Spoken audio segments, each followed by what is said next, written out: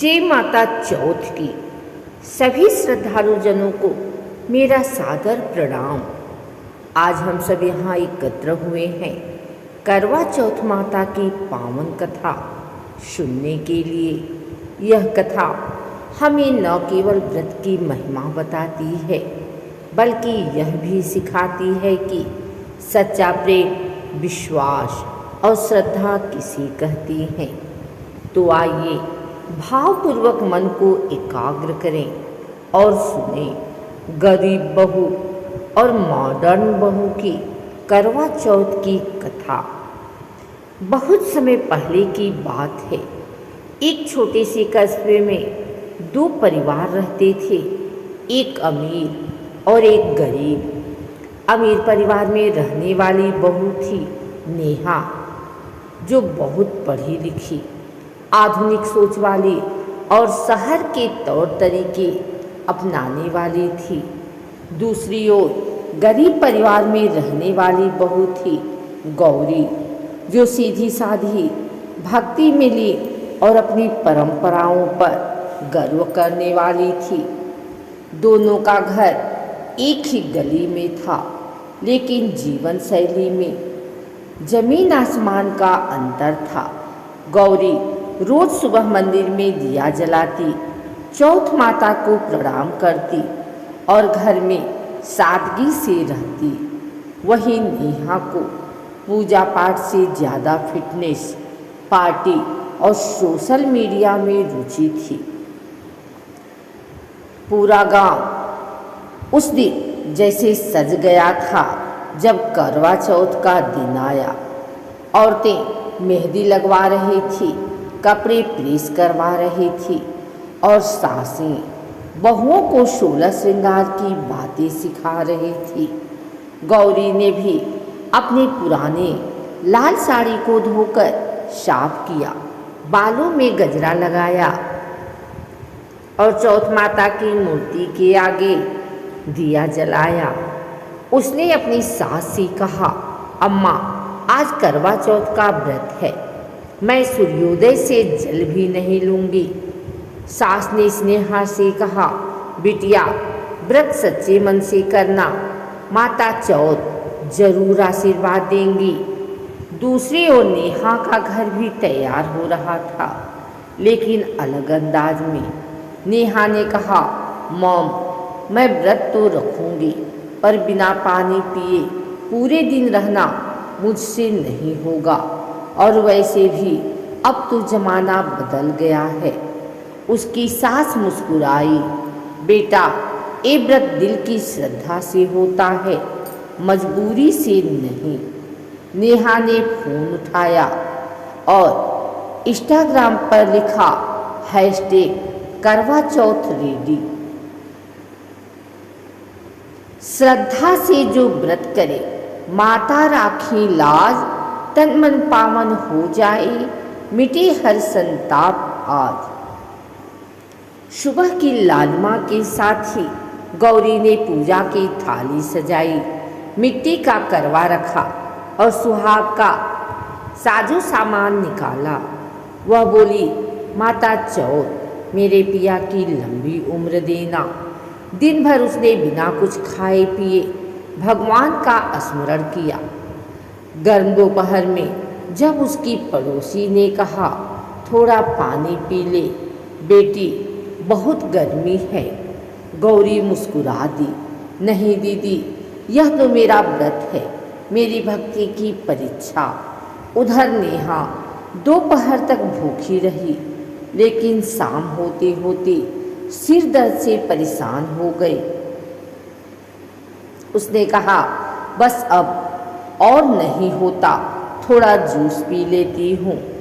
उसकी सास ने रोकना चाहा, लेकिन वह बोली, मॉडर्न टाइम में इतना सख्त व्रत किसे करना चाहिए। चाँद की प्रतीक्षा। शाम ढलने लगी। गली की सारी औरतें सुंदर साड़ियाँ पहनकर छत पर आई। ढोलक की थाप पर गीत गूंज रहे थे, सजना की लंबी उम्र हो, करवा चौथ का व्रत हो। गौरी ने थाली में चाँद की चन्नी रखी, दीपक जलाया और चौथ माता का ध्यान किया। नेहा भी आई, लेकिन उसके चेहरे पर थकान और अधीरता थी। चाँद जैसे ही निकला, सबने देखा गौरी की आंखों में श्रद्धा की चमक थी, जबकि नेहा के मन में बस जल्दी पूजा खत्म करने की बेचैनी। दोनों ने अपने अपने पति की आरती की। गौरी ने मिट्टी के दिए से आरती की, तो नेहा ने चमकदार ग्लास का दीपक बनाया। जिस मन में भक्ति बसे वही सच्चा भक्त कहलाए। आडंबर से क्या लाभ जो प्रेम नहीं उपजाए। माता चौथ का चमत्कार। रात को सभी अपने घर लौटे।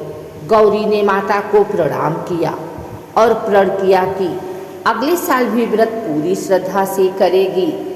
वह अपने पति मोहन को देखकर मुस्कुरा उठी। मोहन बोला, तुम्हारी आस्था देखकर लगता है माता सच में कृपालु हैं। दूसरी ओर नेहा का पति रवि अचानक अस्वस्थ हो गया। उसे तेज बुखार चढ़ गया।